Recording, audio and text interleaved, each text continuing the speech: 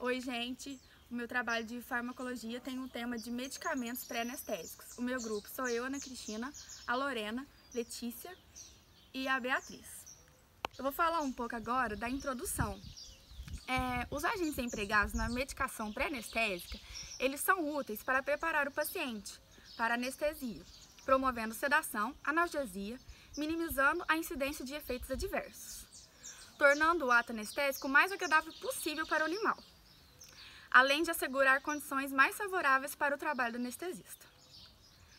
Diversos fármacos podem ser empregados na MPA, que é os medicamentos pré-anestésicos. A escolha do agente depende de diferentes fatores, como tipo de procedimento, presença de dor pré-operatória, espécie animal, temperamento, afecções interrecorrentes, estado geral do paciente e grau de sedação requerido.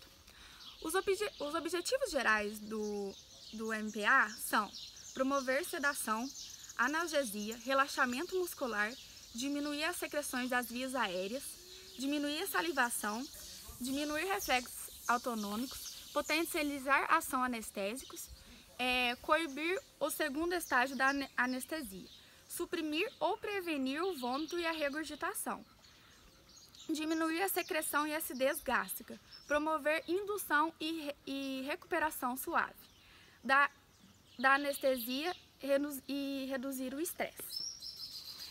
Os medicamentos pré-anestésicos, eles são divididos em grupos farmacológicos, que são os fenotiazínicos, os agonistas alfa-2 adrenérgicos, os benzodiazepínicos, os opioides e os anticolinérgicos.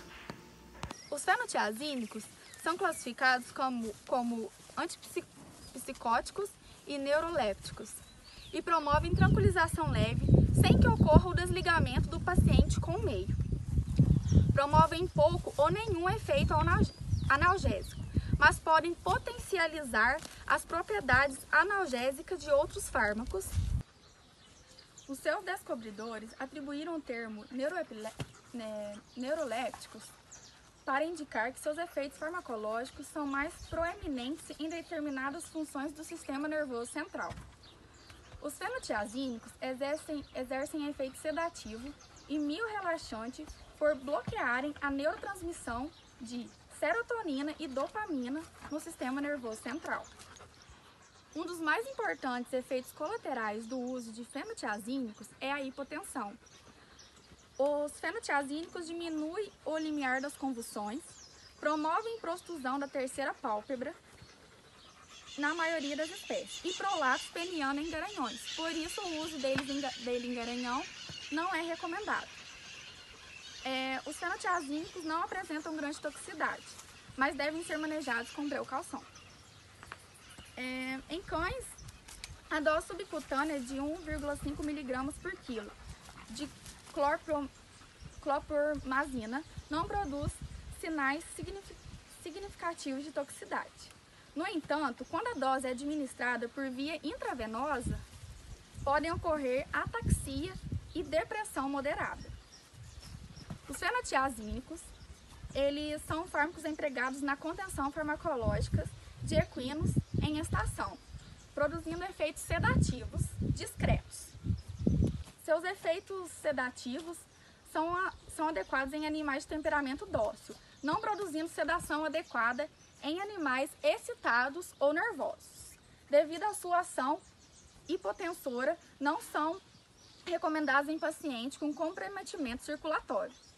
Seu uso em garanhões deve ser cauteloso, como já foi dito, porque há relatos de ocorrência de priapismo e a acepromazina é um fenotiazínico que tem sido empregado como medicação pré-anestésico em equinos, por intravenosa ou intramuscular.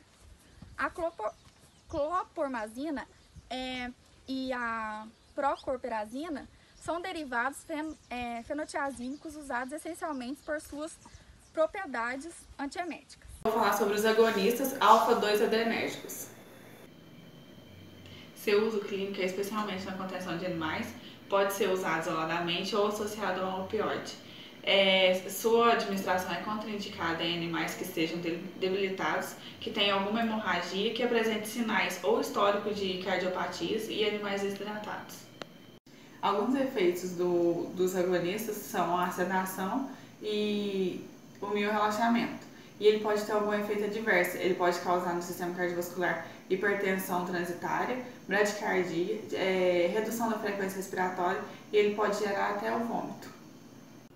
A ativação do receptor alfa-2 inibe a liberação de noradrenalina na fenda sináptica, modulando assim a atividade das células efetoras no sistema nervoso autônomo. Então, agora a gente vai falar da classe dos benzodiazepínicos. Os benzodiazepínicos são usados em uso clínico desde 1960. O primeiro benzodiazepínico descoberto foi em 1954, o clordiazepam. E logo depois, em 1963, foi descoberto o diazepam. Faz parte da classe dos diazepínicos o alprazolam, o diazepam, o lorazepam e o clorazepam. Então, os benzodiazepínicos historicamente são denominados como tranquilizantes leves, muito utilizados em cães e gatos para uma sedação bem discreta. Os efeitos desejáveis deles são a tranquilização leve, relaxamento muscular, potencialização de agentes anestésicos injetáveis e inalatórios, efeito anticonvulsionante, possui antagonista, como o flumazenil, podem ser administrados em animais de alto risco. As desvantagens: em animais rígidos, ele pode causar agitação. O uso clínico dele é a tranquilização de animais debilitados associados a um opioide. Na indução anestésica, associados a um anestésico, são associados a anestésicos injetáveis, principalmente dissociativos. É muito difícil isso. Como anticonvulsionantes. E a contraindicação dele é que ele não pode ser usado, administrado isoladamente em animais rígidos. Então, agora a gente vai falar dos analgésicos opioides. Os analgésicos opioides são fármacos quimicamente relacionados ao alcaloides naturais do ópio, como a morfina e a codeína. O efeito principalmente dele é o anestésico. Ele é um fármaco mais eficiente no controle da dor, trauma agudo e procedimentos cirúrgicos. A classificação quanto à ação dos opioides são agonistas totais, puro, que é o puro, a eficácia dele é máxima. Agonistas parciais, a eficácia máxima não é atingida. Antagonistas sem atividade intrínseca e agonistas são antagonistas.